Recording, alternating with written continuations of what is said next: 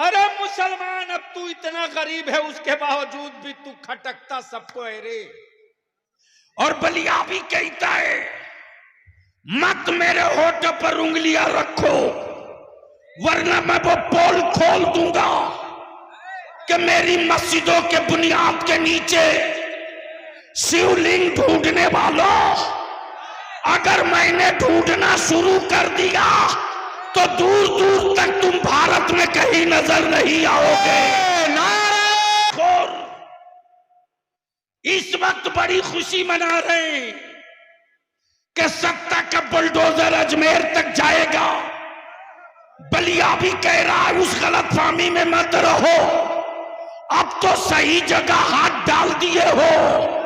अब तक दीवारों से टकरा रहे थे, अब मौला अली के बेटे से पंगा पड़ गया है ना। जब तेरे बाप न ख्वाजा से हाथ मिला सके, याद दिला दू छठी का दूध याद आ जाएगा। लेकिन अगर चुप हैं तो बुज़दिल मत समझना, हम अमन पसंद हैं, अमन के झंडे को झुकने नहीं देंगे। हम फसादी नहीं है, हम अमन के अलमबरदार हैं। हमने औलादों को सब्र सिखाया है, हमने अपने बच्चों को शुक्र सिखाया है, हमने अपनी औलादों को मोहब्बत और मरुब्बत सिखाया है। और यही वजह है कि कुफ्र मुंह तकते रह गया, इस्लाम छप्परों में दाखिल हो गया।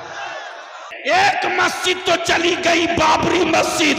भारत में अब कोई दूसरी बाबरी मस्जिद बनाने की गलती करेगा तो याद रखो बलिया भी हुकूमत से लेकर उन गुंडों को भी कह रहा है, अब तक तारीख में एक करबला पड़ा गया था, भारत के हर गली में करबला नजर आएगा।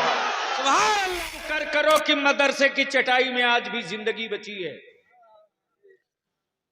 और कुफ्र को डर मदरसे की चटाई से इसीलिए लग रहा है कि अगर एक भी चिंगारी भारत में बची रह गई तो ना जाने किस मदरसे की चटाई से अल्लामा फजल हक खैराबादी खड़ा है। वाह,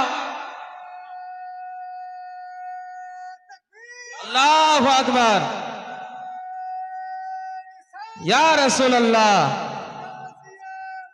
जिंदाबाद जिंदाबाद, अल्लाहु अकबर, या रसूल। इसीलिए कुफ्र को डर लगता तो मदरसों के खिलाफ एक हाई प्रोफाइल प्रोपेगेंडा क्रिएट किया गया इसके लिए। लेकिन उस प्रोपेगेंडा में मुसलमान का बच्चा भी बनामे अब्दुल्ला शरीक हो गया। मुंह से शराब की जो दारू की बदबू आती है, आलिमों के खिलाफ चाय खाने में भाषण देता है। बोलो बात सही है कि गलत? अरे जोर से बोल, सही है कि गलत? उन पियक्कड़ों को इलाज कर दो जो वारिस अंबिया के खिलाफ दारू पीकर कुछ भी बोल सकता है, वो इस्लाम के खिलाफ कभी भी कहीं भी कुछ भी बोल सकता है। अब दिल लगाओ तो बात आगे करें। मूड है सुनने का तो बोल दो धीरे से सुभान अल्लाह। तवज्जो चाहूंगा अहले स्टेज की। हजरत, बस चंद चेहरे हैं जिनको देखकर मैं कोशिश कर रहा हूं कि कुछ फिक्री गुफ्तगू हो जाए। इस्लाम बेसिक फाउंडेशन तौहीद, तौहीद, नमाज, रोजा, ज़कात, हज। बहुत दिल लगाना, चूंकि इंटेलेक्चुअल कुछ बैठे हैं, डॉक्टर साहब हमारे, क्या नाम था बेचारे, हैं कि चले गए, और जितनी कमेटी और मुंतजमा और दूर दराज से आए हुए लोगों, सुन लो आज बलियाबी की थोड़ी देर गुफ्तगू। मैं क्या कह रहा था? बेसिक फाउंडेशन तौहीद, नमाज, रोजा, ज़कात, हज। टोटल कितने हुए? जोर से बोलो, जोर से बोलो, जोर से। अब अहले स्टेज की तवज्जो चाहो। टोटल पंजतन पाक 5। गोया नमाज के लिए तौहीद का कायल होना जरूरी है। अमन नमाज उस पर है ही नहीं है जिसने अल्लाह की वहदानियत का इकरार न कर लिया। लेकिन सिर्फ अल्लाह की वहदानियत के इकरार से मसले का हल नहीं है। तवज्जो चाहूं, सिर्फ ला इलाहा इल्लल्लाह कह देने से मसले का हल नहीं है। अब इसको और थोड़ा हल्का कर दूं। काबे की कुंजी का नाम इस्लाम नहीं है। काबे की कुंजी का नाम इस्लाम नहीं है। और ये कोई जरूरी नहीं कि जिसके पास कुंजी हो वो मुसलमान हो। समझो चाहूं, बहुत बारीक इशू आ गया है, बहुत बारीक इशू आ गया। हाथ में हजरत मोबाइल चला लेना यार। इस लानत ने कहां नस्लों को डुबो दिया है। मैं क्या कह रहा हूं, आप कहां फंसे? कई साल पढ़ोगे तो ये गुफ्तगू शायद नहीं समझ में आएगी। मैं क्या कह रहा था, इसी तरह का वायरस आता है तो जहन से बातें निकल जाती हैं। कुंजी, ये कोई जरूरी नहीं कि काबे की कुंजी मुसलमान के पास हो, इसलिए कि पिछली तारीख यही बताई, पिछली तारीख यही बताई। तामीर खलीलुल्लाह ने की। है बोलो यार, बोलो बोलो बोलो, जोर से जोर से जोर। हार अल्लाह। तामीर खलीलुल्लाह ने की, लेकिन कुंजी कभी अबू जहल के पास,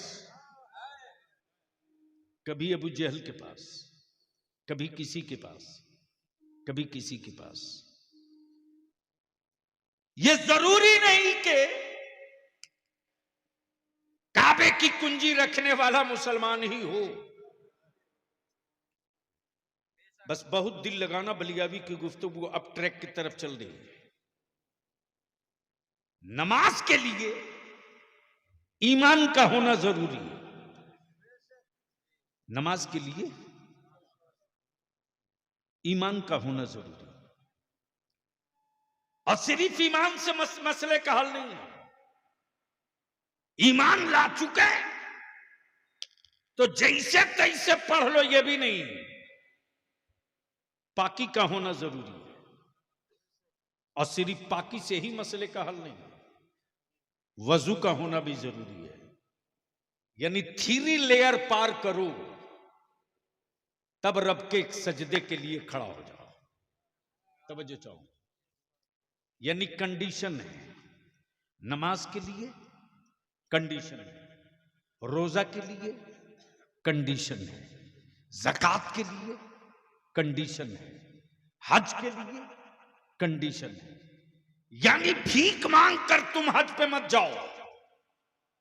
हज के लिए साहबे इस्तिताअत का होना जरूरी है, और ज़कात के लिए साहबे निसाब का होना जरूरी है। अब ज़कात समझा दूं, पहले समझा दो। एक बात बताओ, कमलाबाड़ी, फूलबाड़ी और मालदा के मुसलमानों, बहुत सारे लोग सट्टारी से भी, मोथाबाड़ी से भी, कलियाचक से भी, बहुत सारे दूर दराज से लोग आए। बस सेंसिटिव पॉइंट इशू ये है, इसको मैं अर्ज कर दूं कि ज़कात के लिए कंडीशन है, ज़कात के लिए कंडीशन है, हज के लिए कंडीशन है, साहबे इस्तिताअत का होना ये लाजिमी है, और साहबे निसाब का होना ज़कात के लिए लाजिमी है। रोजे के लिए सेहतमंद का होना ये लाजिमी है, और नमाज के लिए ईमान का होना ये जरूरी है। अब तवज्जो चाहूंगा, दिल लगाओगे तो बोल दूंगा, ऐसे नहीं बोलोगे तो बोल दूंगा। अरे यार मूड बना दो, बोल दो बोल दो। तवज्जो चाहूंगा अहले इल्म की तवज्जो चाहूंगा। थोड़ी सी अपने मुफ्तियाने दीन से गुजारिश करूंगा कि चूंकि नए निकात सामने आए हैं, थोड़ा सा एक्टिव होकर के और सीरियसली नजर रखा जाएगा, ताकि अगर मैं फिसल भी जाऊं तो आप संभाल सकेंगे। बस दिल लगा लें। नमाज के लिए ईमान का होना जरूरी, रोजे के लिए सेहत का होना जरूरी, लेकिन सिर्फ सेहत नहीं, ईमान के साथ सेहत। तवज्जो चाहो, ईमान के साथ सेहत, सिर्फ सेहत नहीं। हज के लिए, ज़कात के लिए ईमान के साथ मालिक निसाब होना, हज के लिए ईमान के साथ साहब इस्तिताअत होना, यानी सब में ईमान लाजिमी, सब में ईमान लाजिमी। अब ईमान नाम किसका है, बहस इस पर हो जाए। ईमान नाम किसका है? किसी पेड़ का नहीं, किसी जंगल का नहीं, किसी हजरत का नहीं, किसी पहाड़ का नहीं, किसी शहर का नहीं, किसी फर्द का नहीं। फिर ये ईमान नाम किसका है? किसका है? किसका है? तो देख करके तो सब माने हैं, बिन देखे खुदा को वहदहू ला शरीक मान लो। बिन देखे खुदा को वहदहू ला शरीक मान लो। सिर्फ इतने से मसले का हल नहीं, इतने से मसले का हल नहीं, बल्कि इसके बाद भी जन्नत देखे नहीं मान लो, फरिश्ते देखे नहीं मान लो, मलाइका देखे नहीं मान लो, कयामत देखे नहीं मान लो, महशर देखे नहीं मान लो।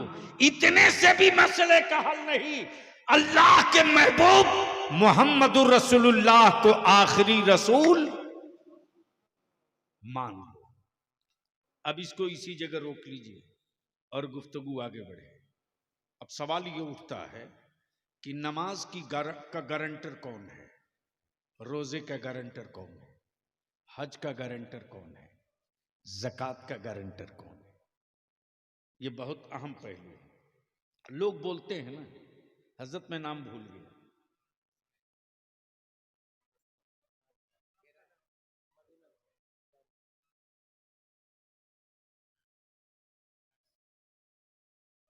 मोहम्मद,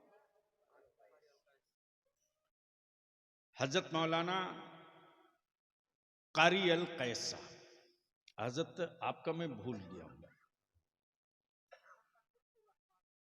हजरत अल्लामा मौलाना मोहम्मद लुत्फुर रहमान साहब अजहरी। बस थोड़ी सी, हजरत आपने मकान बहुत अच्छा बनाया, बहुत बढ़िया, आखिर बनाते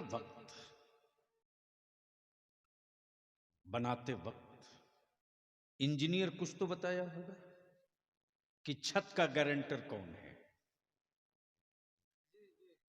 तवज्जो चाहूं, अगर बात समझ में आवे तो, छत का गारंटर कौन है, दीवारों का जामिन कौन है, छत का गारंटर कौन है, दीवारों का जामिन कौन है, जिससे आप बेखौफ होकर सो सकें, बेफिक्र होकर सो सकें।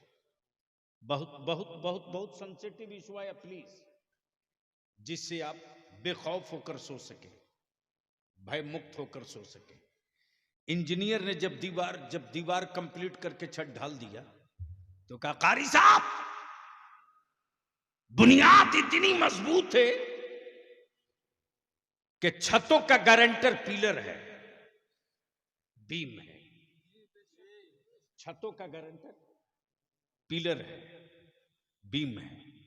लाओ कारी साहब मैं लिख के दे देता हूं, जलजला आएगा जरूर, पत्ते और दरख्त तो हिल जाएंगे, लेकिन आपकी छत नहीं हिलेगी। इसलिए कि मैंने बहुत ठोस बुनियाद ठोक के डाली है। अब दिल को लगा लीजिए, जहन को करीब कीजिए, जहन को करीब कीजिए। छतों का गारंटर पिलर और बीम, छतों की गारंटर, पिलर और बीम। अब मैं पूछूं मुसलमान, तू बता तेरी दौलतों का गारंटर कौन है रे? बस दिल लगा दो तो बोल दो, बोल दो, बोल दो, तवज्जो चाहो।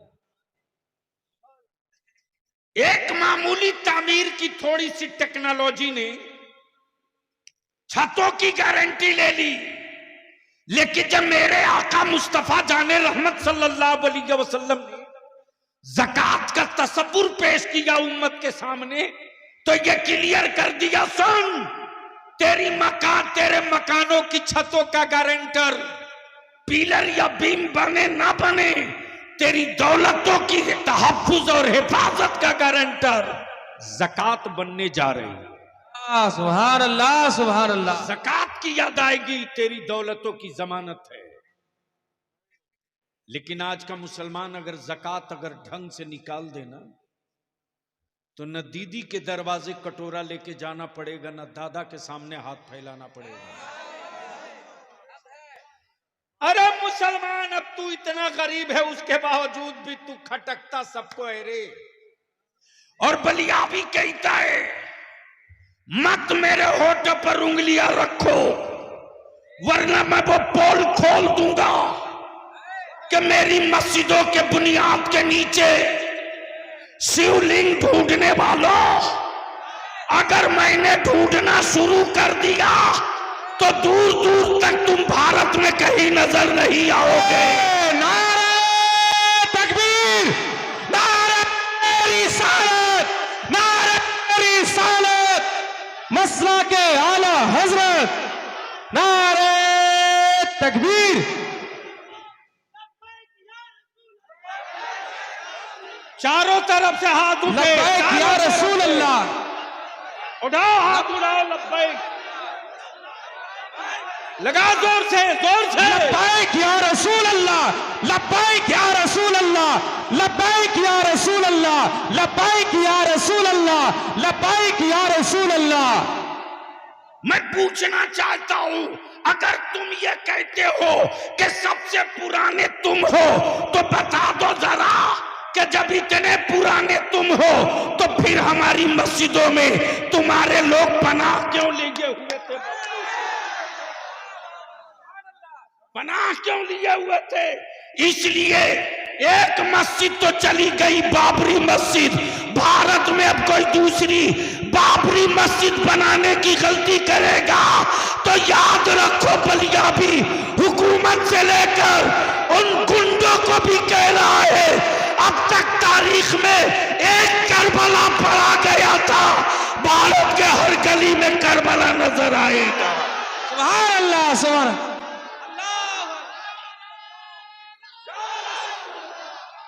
जिंदाबाद।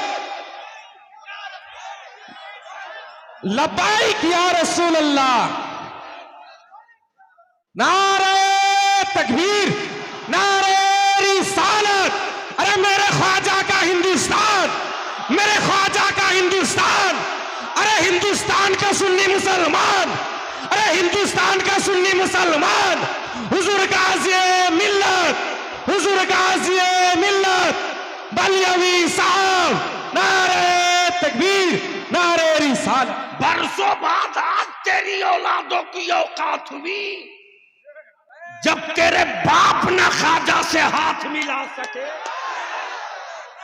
याद दिला दूं, छठी का दूध याद आ जाएगा, लेकिन अगर चुप हैं तो बुज़दिल मत समझना। हम अमन पसंद हैं, अमन के झंडे को झुकने नहीं देंगे। हम फसादी नहीं है, हम अमन के अलमबरदार हैं। हमने औलादों को सब्र सिखाया है, हमने अपने बच्चों को शुक्र सिखाया है, हमने अपनी औलादों को मोहब्बत और मरुब्बत सिखाया है। और यही वजह है कि कुफ्र मुंह तकते रह गया, इस्लाम छप्परों में दाखिल हो गया। लेकिन याद रखना, मुट्ठी 12 लोग निकालो 1991 का वो कानून, निकालो 1947 का वो कानून जिसमें डिक्लेयर है कि 1947 में जो मस्जिद, जो मंदिर, जो गिरजा, जो गुरुद्वारा जिस पोजीशन में है उसी पोजीशन में रहेगा, उसको कोई चेंज नहीं कर सकता। लेकिन ये सत्ता और हुकूमत के पाले हुए विदेशी गुंडे, अमेरिका और इस्राइल के दल्लों भारत के लोगों को धर्म के नाम पे नहीं बांट सकते। 800 साल हुकूमत किया, कहां थे उस वक्त? कहां थे? अब निकल के आए हो। 800 साल माने रखता है, अभी तो 100 साल भी नहीं पूरा हुआ। अभी तो 100 साल भी पूरा नहीं हुआ, कितने टुकड़े कर दिए। 800 साल जब हमारे बाप दादा ने हुकूमत की तो पाकिस्तान को वजूद में नहीं आने दिया, बांग्लादेश को कहीं से निकलकर अलग नहीं होने दिया, पेशावर से आगे बढ़ तो तन्हा तन्हा भारत वो मुल्क था। अगर चाहता तो आलमगीर औरंगजेब नाम बदल सकता था, नाम बदल सकता था, लेकिन यार इस्लाम वाला नाम नहीं बदलता है, नेचर बदल देता है। इस्लाम वाला नाम नहीं बदलता है, नेचर बदल देता। जो खुद ही नंगा हो वो दूसरे को कपड़ा पहनाने की क्या बात करेगा। लेकिन अफसोस उन पर नहीं मुसलमान, अफसोस तुझ पर है। करोड़ों रुपया तुम खर्च करते हो, हमें इससे मतलब नहीं कि तुम वोट किसको देते हो, किसको दोगे। लेकिन इतनी बात बलियाबी जरूर कहेगा, आखिरी सांस तक कहेगा।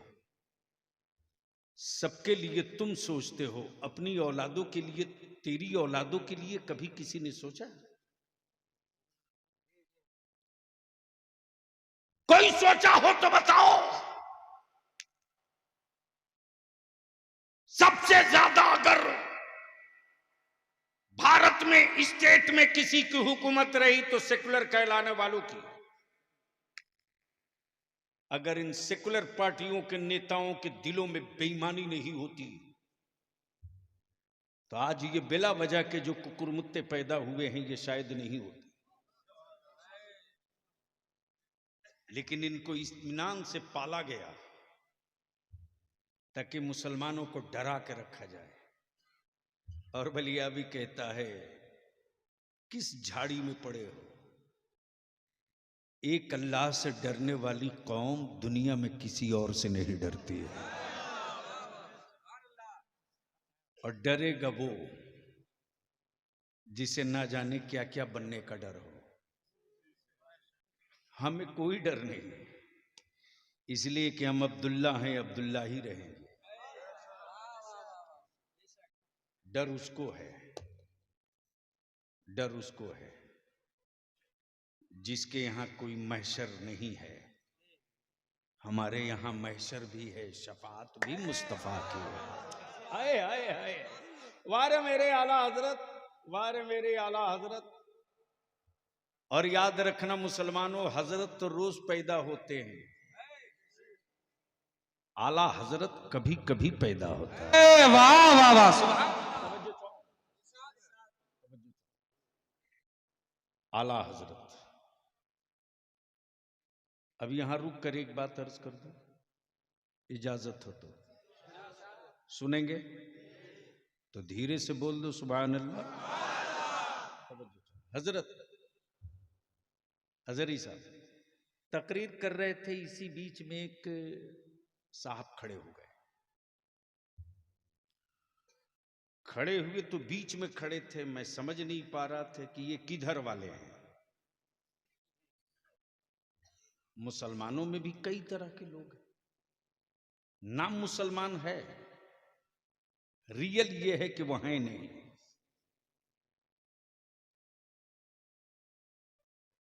तो मैंने कहा बड़े साहब जरा बाहर निकल आइए। तो जैसे ही पैजामा पर नजर पड़ी तो मैं समझ गया ये किधर वाले।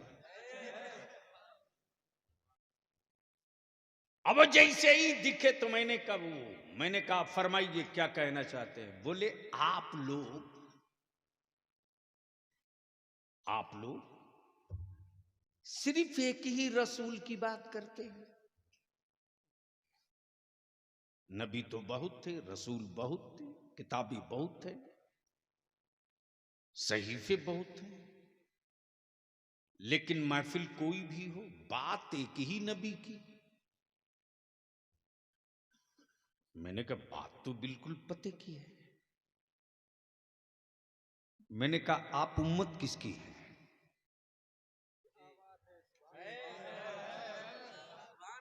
जोर से बोल लो, तवज्जो चाहो। बोले मोहम्मद रसूलुल्लाह की। मैंने कहा तो आप तो नारा तुझको लगा ही देना चाहिए, मैं उसी नबी की बात कर रहा हूं। वाह वाह वाह, सुभान अल्लाह। अंदर का खोट और अंदर का पाप बाहर आ गया।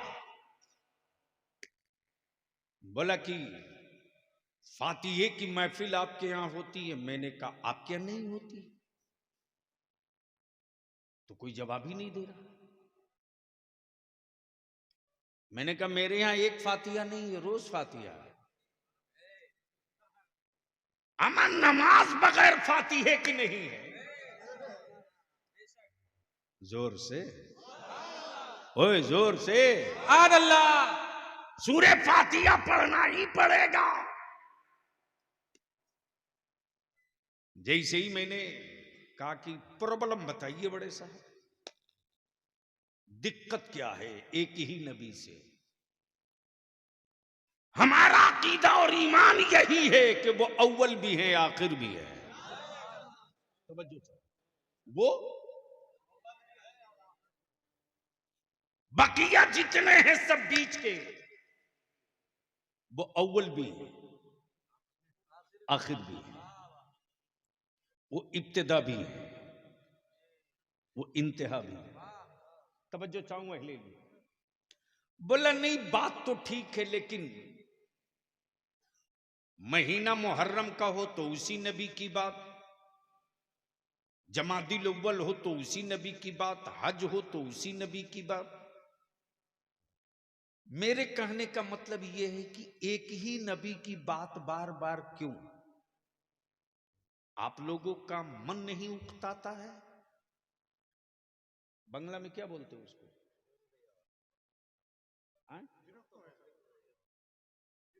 विरक्तो।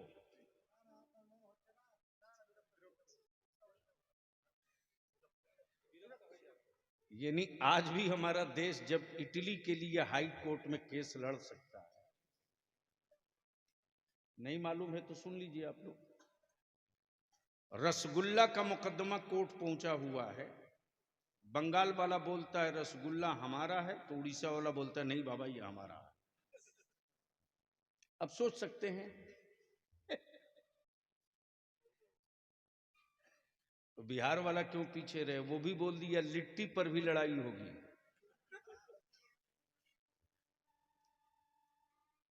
मौली साहब पूरे ताव में खड़े हुए बोले एक ही नबी की बात बार बार।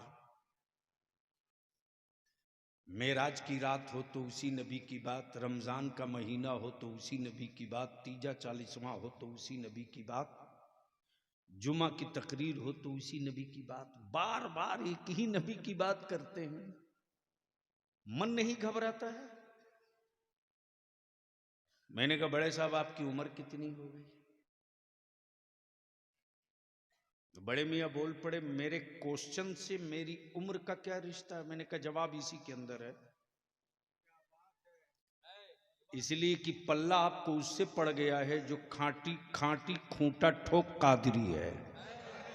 समझो चाहो। बड़े मियाँ आपका एज कितना हुआ? बोले 60 साल। कितना? 60 ईयर्स। मैंने कहा एक बात बताओ बड़े साहब, पानी पीते हो?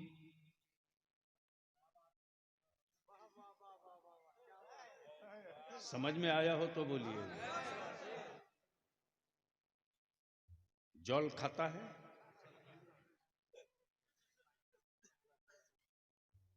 भला साहब कैसी बात करता है? अगर पानी नहीं पिएगा तो पानी चढ़ाना पड़ेगा। मैंने कहा कभी चढ़ाना भी पड़ता है, कभी पानी उतारना भी पड़ता है। आज चढ़ेगा नहीं, आज उतरेगा। आज चढ़ेगा नहीं, तवज्जो चाहूंगा, उलमा समझ गए। आज चढ़ेगा नहीं। कितने दिनों से पी रहा हो बड़े साहब? बोले अरे साहब मत पूछो, जब से मां का दूध पी रहा हूं तब से पानी पी रहा हूं। मैंने कहा भात खाते हो कि नहीं?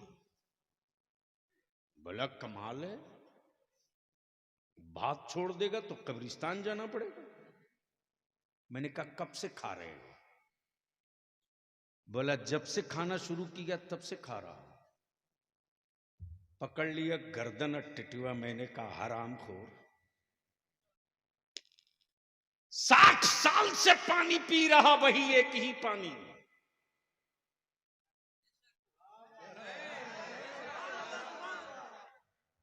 एक दिन के लिए बदल के दिखा। एक ही चावल का भात खाते हो गए 60 साल।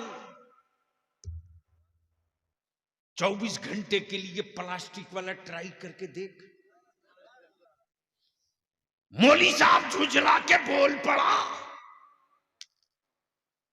ये रोटी चावल पानी मेरी जिंदगी की बुनियाद है। रोटी चावल पानी छोड़ दूंगा, मर जाऊंगा। मैंने कहा तुझ में अहमद रजा वालों में यही फर्क है। तू रोटी पानी छोड़ दे तो तू मर जाए, हम मदीने वाले मुस्तफा का जिक्र छोड़ दे तो हम मर जाए। नारे तकबीर, नारे रिसालत, मसला के आला हजरत, मसला के आला हजरत, उलमाए अहले सुन्नत, हुजूर गाज़ी मिल्लत, जश्न दस्तार बंदी, नारे तकबीर, नारे रिसालत, कमलावारी, नारे तकबीर। अल्लाहुम्मा सल्ली अला सय्यदिना मौलाना मुहम्मदिन बारिक वसल्लिम सल्लु अलैहि सलातुम व सलाम अलैका या रसूल अल्लाह। बस यहीं रुक जाओ, यहीं रुक जाओ। कमलाबाड़ी और फूलबाड़ी के ईमान वालों यहीं रुक जाओ। आज के इस तारीखी इजलास में आने वालों, मान लो शरीर है, जिस्म है, हाथ भी है, आंख भी है, सर भी है, पैर भी है, सब है, सब है। रूह नहीं है। रूह नहीं है। हाथ उठेगा, बोल बोल बोल बोल, जबान बोलेगी, आंख देखेगी, पैर चलेगा, दिमाग सोचेगा, दिल धड़केगा, नसें हरकत में होगी। क्यों? सब तो है, सिर्फ एक ही चीज तो नहीं है जो दिखती भी नहीं। तवज्जो चाहो, जो दिखती भी नहीं, वही नहीं है। हाथ है दिख रहा, पैर है दिख रहा, सर है दिख रहा, आंखें हैं दिख रही, जबान है दिख रही, रूह दिख नहीं रही, लेकिन है नहीं, है नहीं। बोलोगे तो बोल दूंगा। ओए रंग में आके बोल दे, बोल दे। मैंने कहा जरी साहब है तो सब कुछ, है तो सब कुछ, सिर्फ रूह ही तो नहीं है। बोलिए ना, आंख देख क्यों नहीं रही, हाथ उठ क्यों नहीं रहा, जबान बोल क्यों नहीं रही, पैर चल क्यों नहीं रहा? तो अजहरी साहब बोल पड़ेंगे सब हो, रूह ना हो तो न पैर किसी काम का, न हाथ किसी काम का, ना आंखें किसी काम की, रूह के बगैर जिस्म बेकार। यही से मसलक आला हजरत का अकीदा बोल पड़ा, रूह के बगैर जिस्म बेकार, हुजूर के बगैर सारी इबादतें बेकार। वाह वाह वाह वाह।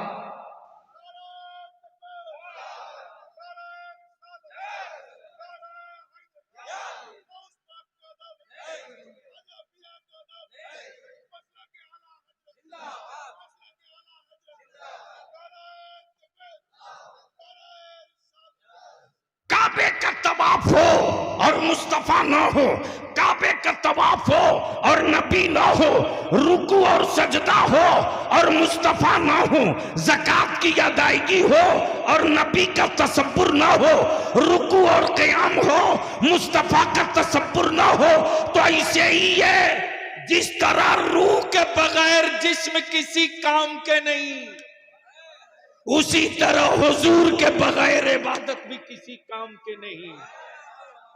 अब इसको इसी जगह थोड़ी देर के लिए रोक लो। आप कहोगे कि बलियाबी साहब झगड़ा किस बात का है, कहोगे ना? अरे बोलो ना, जोर से बोलो, जोर से बोलो। तो चाहे मेरी जमात का हो या किसी और की जमात का हो, बुखारी तो सबके यहां पढ़ाई जाती है। जोर से बोलो, जोर से बोलो, तवज्जो चाहो। लेकिन पता नहीं उनके यहाँ कौन वाली पढ़ाई जाती है, हमारे यहाँ तो वो पढ़ाई जाती है जो मेरे मुस्तफ़ा अलैहिस्सलाम के अल्फाज पाक है।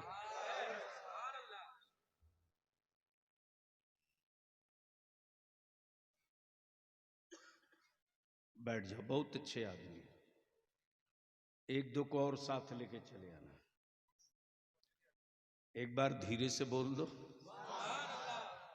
अरे मोहब्बत से बोल दो। मैं क्या कह रहा था?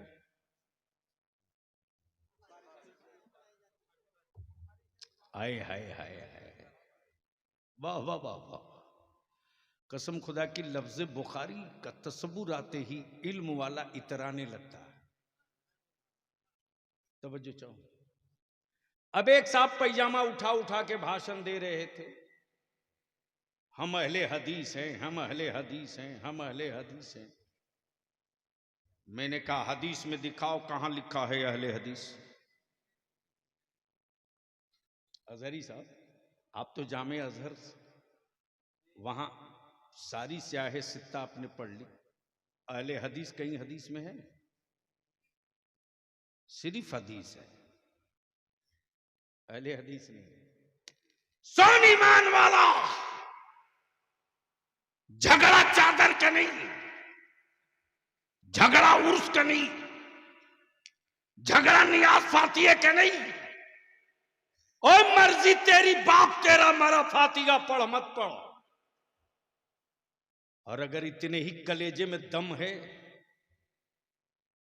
अगर सवाब नहीं पहुंचता है तो मस्जिदों की तामीर के वक्त चंदा मांगते वक्त ये क्यों कहते हो कि गिट्टी दे दो सवाब क़यामत तक मिलेगा? तो बच्चों चाहो, सीमेंट दे दो सवाब क़यामत तक मिलेगा, दे दो। हमारा यार ये पहाड़ों की गूंगी गिट्टियां, ये ना जाने किसके कारखाने का बना हुआ छड़, ये पत्थरों का पिसा हुआ पाउडर सीमेंट, ये बेजान पत्थर सवाब क़यामत तक। बोल यार, बोल यार। हाय हाय हाय। इसलिए ये इल्जाम मत लगा, हक हम ठोक के बलियाबी कहेगा, सिराज अखी मेरे यहां पैदा हुआ तो हम उर्स नहीं करेंगे तो कौन करेगा? अलावल हक पंडवी मेरे यहां पैदा हुआ तो हम फातिहा नहीं पढ़ेंगे तो कौन पढ़ेगा? नारा भी लगाया तो इसे डर के लगाओ, ठोक करके यार, अभी तो नारे की जरूरत है।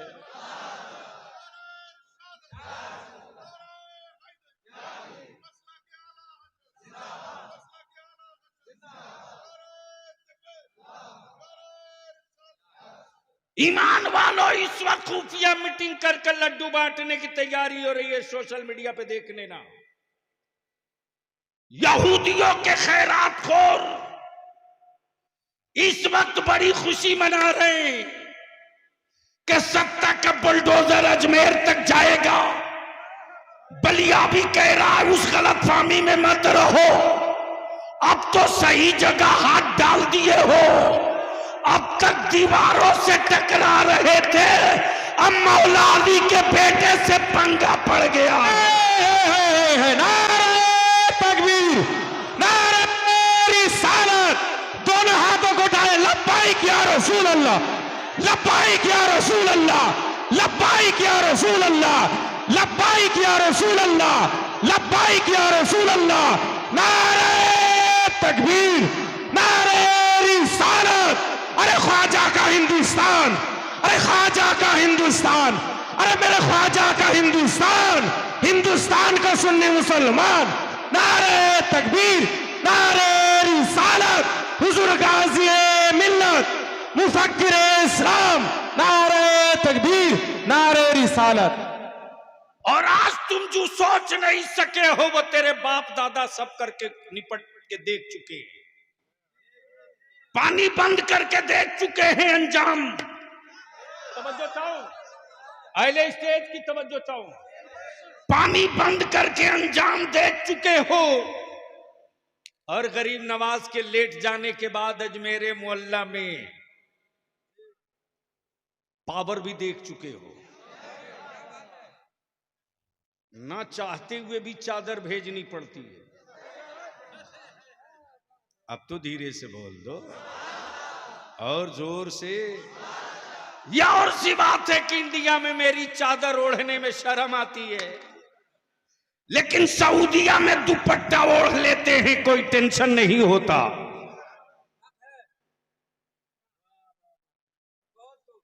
अगर समझ गए हो तो बोल दो।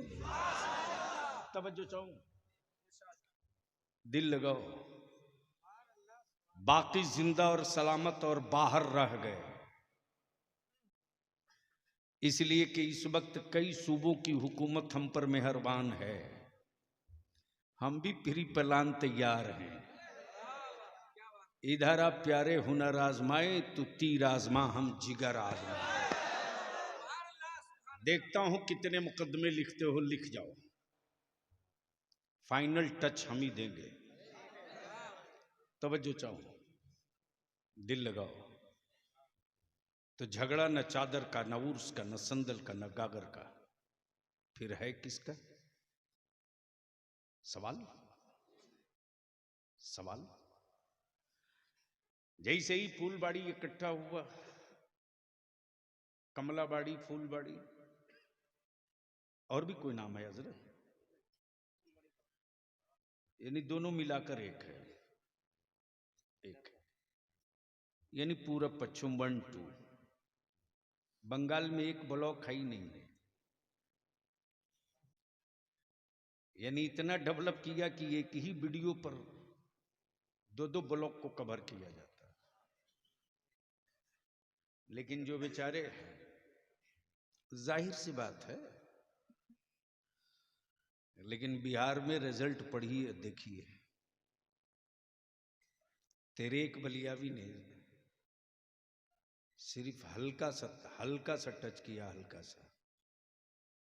हर साल 30, 35, 40, 2 साल पहले 60 BDO, CO, additional collector, DSP, दारोगा हर साल पैदा होते। इसलिए कि बलियावी ने बिहार में गर्दन पकड़ाया नहीं है, नस पकड़ रखा है। मैंने तो कई बार कोशिश की, और फिर आज मैं अपने उलमा से अपील करूंगा। मुत्तकीम साहब हैं कि चले गए हैं? दारुल उलूम के जो कमेटी वाले हैं, वो जो सामाजिक और वेलफेयर के लोग हो, वो सब लोग सर जोड़ के बैठो। मुसलमान सिर्फ 2 काम कर दे 5 साल के लिए, 2 काम। अपनी कमाई हुई दौलत की सही ज़कात निकाल दे और निकाह को सस्ता कर दे, और इसी पैसे को बचाकर अपनी औलादों को पढ़ा दे। 6ठे साल में हुकूमत से भीख नहीं मांगनी पड़ेगी, तेरी औलादे छाती पर चढ़ करके अपना हिस्सा ले लेंगे। लेकिन यह कहने में बलियाबी को बड़ा दर्द होता है रे, बहुत दर्द होता। जब मुंबई जाता हूं तो हमारे बच्चे सिर्फ एक काम करते हैं, मकानों में इंटीरियर का, मकानों में इंटीरियर का। 30 मंजिला 20 मंजिला बिल्डिंगों पर रस्सा पकड़ के लटक कर हमारे बच्चे अपनी जिंदगी को रोज दांव पे लगाते। हुकूमत में बैठे लोगों को शर्म नहीं आती, इसलिए कि वो जान रहे हैं कि मुसलमान तो विकलांग हो चुका, जाएगा कहां। लेबर बनकर अब अपनी नस्लों को मत जिंदा रखो। मजदूर बनने के लिए तुम पैदा नहीं हुए थे, हुकूमत करने के लिए तुम जन्म लिए थे। हुक्मरां कौम आज मजदूर बन गई, और हमने बनाया, गैरों ने नहीं। सिर्फ फजूल खर्ची को बचा दो, 5 साल के बाद तेरी नस्लों को चेंज होने से कोई माई का लाल रोक नहीं सकता। हमने मास्टर मुकीमुर रहमान साहब से मैंने कहा, एक्स MLA साहब से, कि एक ऐसा स्कूल हो जनाब, मुत्तकीम साहब से, उनके सेक्रेटरी से भी, सबसे मैंने कहा एक ऐसा मदरसा हमारा हो जहां दीनियात के साथ साथ हम साइंस भी, मेडिकल भी CBSE पैटर्न पर लेकर चले, ताकि जो बच्चा KG से लेकर के आलमियत तक पहुंचे या हिफ्ज तक पहुंचे, वो गुंगा पैदा ना हो। जिस जगह खड़ा हो जाए वहीं औकात बता दे और बोल दे कि अब तक तूने मदरसों की दीवार देखी थी, अब मदरसे की तासीर भी देख ले। इसके लिए जमीन की जरूरत है। और अजहरी साहब, मैं गुजारिश करूंगा कि एक मीटिंग पूरे उलमाए अहले सुन्नत की एक मीटिंग बुलवाइए, मैं टाइम दूंगा। आज चांचल में भी बैठक के लिए आज लोग आए थे, हजरत मौलाना अताउल्ला साहब भी थे और हजरत अल्लामा मुफ्ती ताहिर साहब मिसबाही चांचल से। इसलिए कि ये जितना बड़ा इलाका है उतने ही टारगेट पर है, और इसके लिए कोई न दीदी काम आएगी न दादा काम आएगा। अगर नस्लों के काम आएगा तो मदरसे का बाबा काम आएगा, बाबा। तो झगड़ा किस बात का है बता दूं? अरे बोलो ना, अरे बाप बहुत देर बोलिए, 1:45 बजे।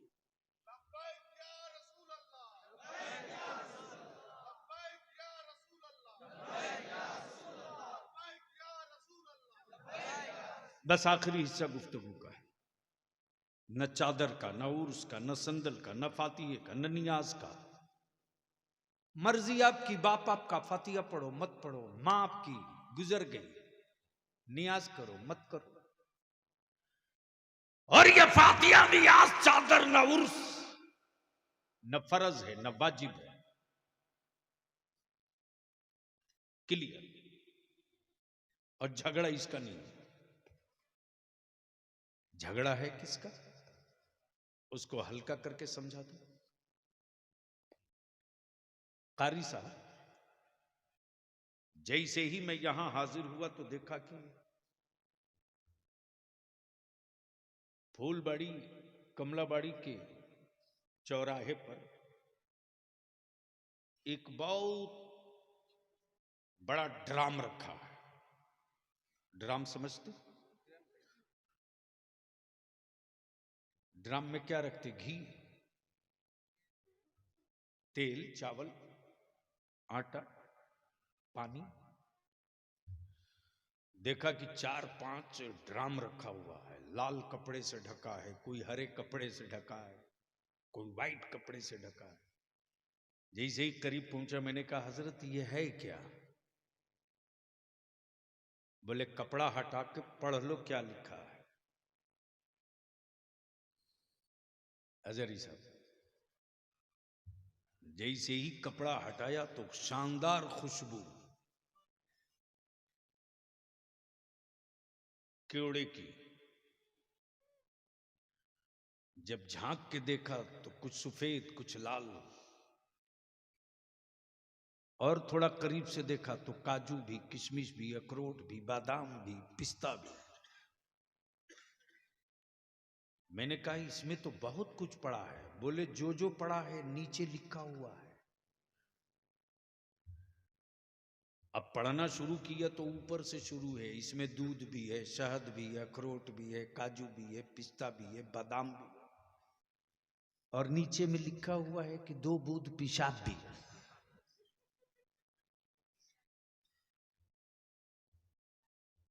बहुत दिल लगा ना। ऐलान किया जा रहा पियो, दूध भी, काजू भी, पिस्ता भी, बादाम भी, अखरोट भी, सब, लेकिन पढ़ लो। 100 लीटर दूध में 2 ही बूंद तो पेशाब था। ईमान से बोलो,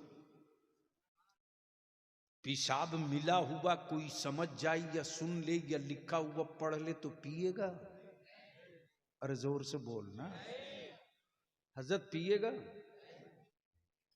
100 लीटर में 2 बूंद कोई माने तो रखता नहीं है, पिएगा? 1000 लीटर दूध में 2 ही कतरा तो पेशाब है, पिएगा? डर क्यों रहे? क्लियर बोलो, पिएगा? क्यों? इसलिए कि 2 बूंद नापाक है। अमा हर इबादत हो, फर्ज भी हो, वाजिब भी हो, सुन्नत भी हो, रोजा भी हो, हज भी हो, ज़कात भी हो, सब हो, मेरे आका करीम की तौहीन की सिर्फ 1 बूंद हो। तो जिस तरह 100-200 लीटर दूध 2 कतरा पेशाब की बुनियाद पर किसी के काम का नहीं, उसी तरह पूरी जिंदगी की इबादत मेरे आका करीम की सिर्फ तौहीन का तसव्वुर सोच लेने के बाद किसी काम का नहीं। अब उठाओ बुखारी शरीफ, खोलो मिशकातुल मसाबी, उठाओ। क्या हो गया? नहीं कोई प्रॉब्लम हो तो बताओ, कंफ्यूजन नहीं रहने दूंगा, क्लियर कर दूंगा। तवज्जो चाहो, मिशकात शरीफ, बुखारी शरीफ, तिरमिजी शरीफ। अमा यार यहां तक है कि मेरे आका करीम सल्लल्लाहु अलैहि वसल्लम की जूतिए पाक को अगर कोई जुतवा कह दिया ना, मेरे आका करीम की जूतिए पाक को कोई जुतवा कह दिया माज़अल्लाह, तो इस्लाम से खारिज। ईमान नाम है मुस्तफा के एहतराम का, और जो हर वक्त हर लम्हा रहे सैयदना अबू बकर सिद्दीक रज़ियल्लाहु ताला अन्हु। जब सहाबा ने पूछा है अबू बकर तुम ही बता दो मुस्तफा का आकाए रहमत का मेयार और आकाए दो जहां है कैसे, तो सैयदना अबू बकर सिद्दीक कहते लोगों इनके जैसा पहले कभी आंखों ने देखा हो तो बतावे कि वैसे हैं। ये तो ऐसे हैं कि बादज खुदा बुजुर्ग तुई। सब मुख्तसर क्या लाया भैया, यहां मत दो, यहां मत दो, मदरसे में देना, मदरसे में देना। और सुन लो, हेलो, इस इलाके में ये बीमारी बहुत है। 1 सेकंड, आप कुरान शरीफ देने से पहले पूछ लो कि कौन सी किताब दें जो बच्चे पढ़ सके, ठीक है? और आप लोग ले जाओ। आप लोगों से भी गुजारिश करूंगा कि हर मस्जिद हर मदरसे में कुरान शरीफ लोग ले जाकर देते हैं, दीजिए, अच्छी बात है, लेकिन वो किताब दीजिए जो ज्यादा से ज्यादा बच्चे पढ़ सके। बुखारी शरीफ दे दो, तिरमिजी शरीफ दे दो, मुअत्ता इमाम मोहम्मद दे दो, बैहकी शरीफ दे दो, जलालैन शरीफ दे दो, ताकि वो बच्चे हमेशा पढ़ते रहें, ठीक है? जब वो पढ़ करके हदीस मुस्तफ़ा कहीं मैदान में खड़े होंगे तो वो सुनाएंगे और तुमको सवाब भी मिलेगा। इसलिए जरूरत क्या है वो पूछ करके किताबें दो, अल्लाह ताला कबूल फरमाए। तो बस आखिरी हिस्सा गुफ्तगू का एक बार धीरे से बोल दो सुभान अल्लाह, सुभान अल्लाह। और जोर से। हजरत, क्या एक मीटिंग बुलाई जा सकती है? इस पर लोगों से एक मशवरा कीजिए और रमजान शरीफ से पहले पहले एक मीटिंग हो जाए। और एक मर्तबा अहले सुन्नत के लोग, अब तक तो पार्टियों का झंडा लिख ले होना मुसलमान, एक बार मेरे रसूल की इज्जत का झंडा लेकर निकल जाओ। वाह वाह, देख क्या इनकलाब आएगा। और देखना है तो बिहार में चल के देख, झारखंड में चल के देख।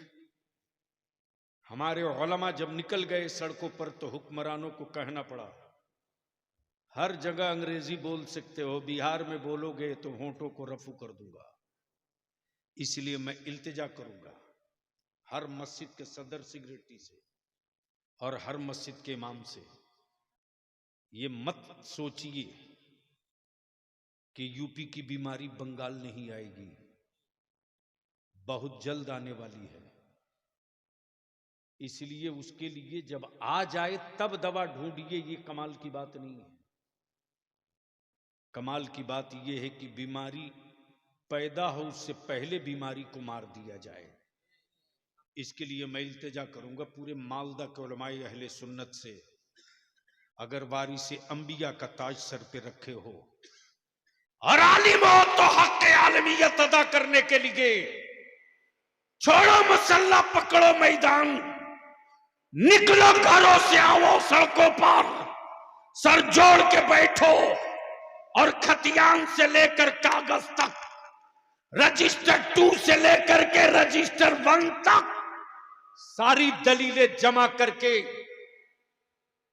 एक कंपाइल करके डॉक्यूमेंट्री तैयार कर दो, ताकि जिला के कलेक्टर को दे करके रिसीव करा के बता सको कि फला जगह की मस्जिद के ऊंचे मीनारों को देखकर अगर किसी के पेट में दर्द हो तो उसको दवा यहीं से आप दे दीजिएगा। वरना अगर मेरे दरवाजे पर आया कि हम खोद के देखेंगे तो मस्जिद के मीनार के जमीन की तो खुदाई बाद में होगी, आने वालों का क्या क्या होगा इसका फैसला आप खुद। वाह वाह। इसके लिए सर जोड़ करके, क्या बैठोगे आप बुलाया जाए तो? ओए जोर से बोलो, बैठोगे बुलाया जाए तो? निकलोगे अपने घरों से बुलाया जाए तो? इसलिए अजहरी साहब आपसे बड़ा भरोसा और बड़ी उम्मीद है। खुद को जीने के लिए जिंदा रहना ये कमाल नहीं है, मेरे मरने के बाद मेरा जनाजा धूम से निकले ये जिंदगी का कमाल है। वाह वाह वाह वाह। इसलिए कि वो जनाजा ही नहीं यार जिसके गुजरने के बाद गलियां ना वीरान हो जाएं। जनाजा तो वो है कि आशिक का जनाजा है, जरा धूम से निकले। इसलिए कि मेरे आका करीम अलैहिस्सलाम ने जो मजहब दिया वो इस्लाम है। जो मजहब दिया और इस्लाम जिससे पहचाना जाता है वो मुसलमान है, और मुसलमान वो है जो सूद नहीं खाता है। मुसलमान वो है, जोर से बोलो, यहां धीरे क्यों बोल रहे हो, कुछ गड़बड़ तो नहीं है? हजरत एक बार बड़ा बवाल हो गया, जगह का नाम नहीं बताऊंगा, शिकवा हो जाएगा, है बंगाली, कई फॉर्च्यूनर लेके पहुंच गया। मैं पूछा यार इतने दुबले पत्ता मौलवी के लिए इतना फॉर्च्यूनर?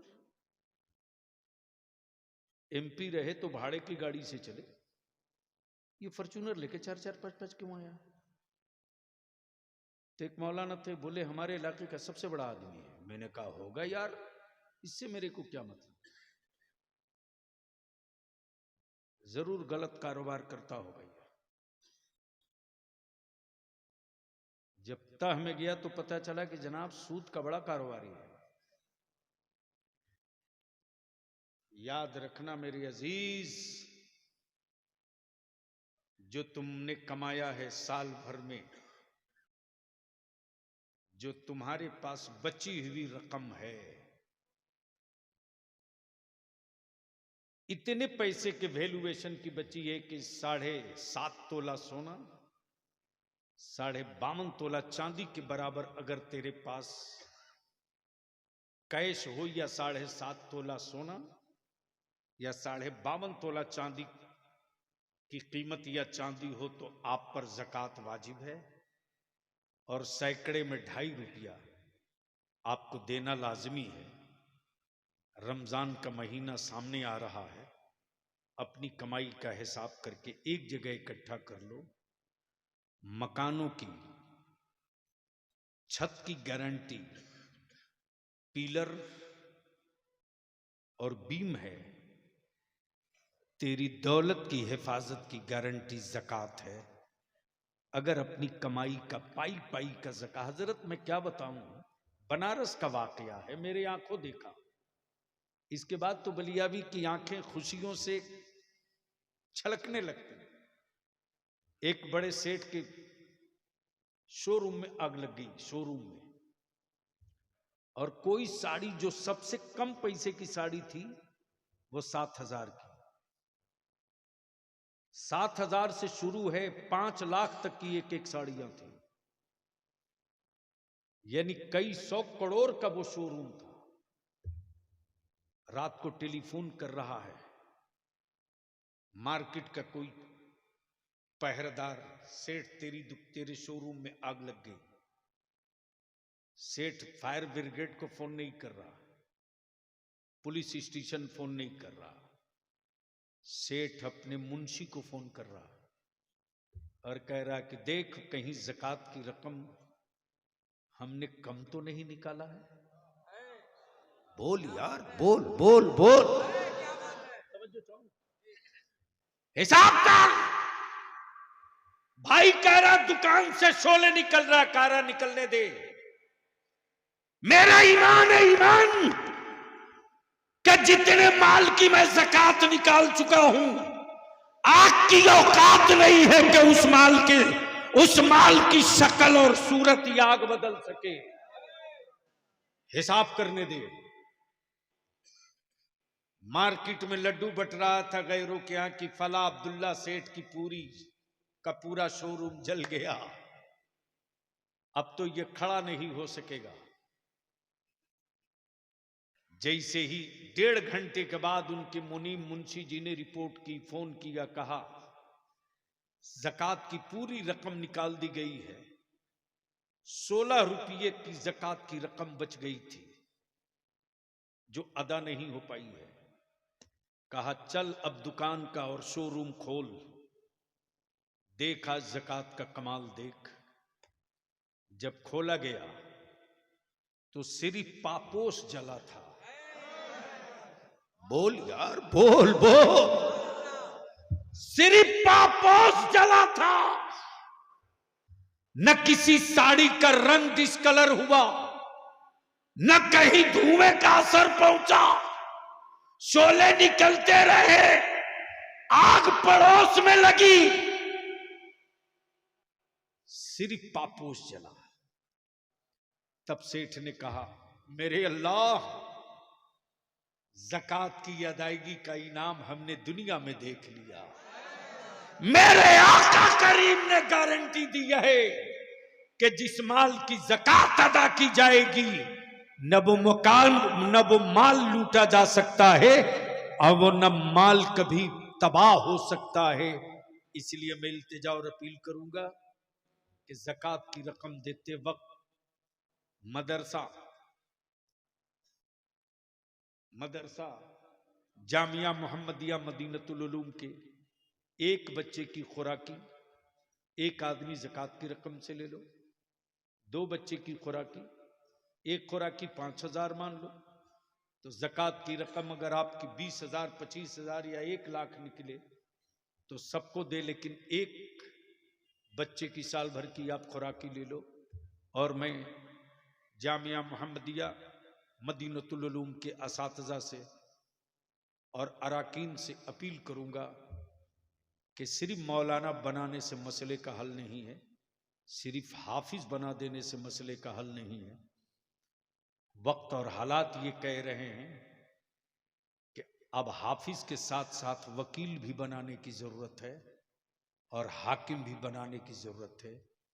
इसलिए कुरान हदीस तफसीर के साथ साथ हम कम उम्र के बच्चों को उस लाइन पर चढ़ा दें कि हमारे बच्चे हाफिज कुरान भी हों और डॉक्टर इंजीनियर भी बने, वकील एडवोकेट भी बने, स्टेट सर्विस कमीशन में भी जाएं।